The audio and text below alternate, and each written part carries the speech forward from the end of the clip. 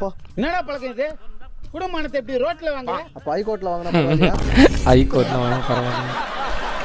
நீ எனக்கு தான் பிறந்தேன்னு சந்தேகமா இருக்குடா. அதே சந்தேகம் தான் எனக்கும். அட பாவிங்களா.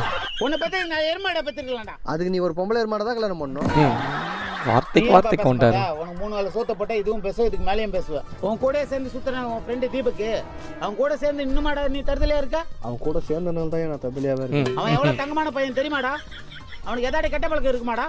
நீ மட்டும் ஏன்டா இப்படி இருக்க? தாயோலி பா அடுத்தவங்கள கம்பேர் பண்ணி பேசாதப்பா. அவள் தான் உனக்கு இந்த ரோசமயத்துக்கு ஒன்றும் குறைச்சல் இல்லை.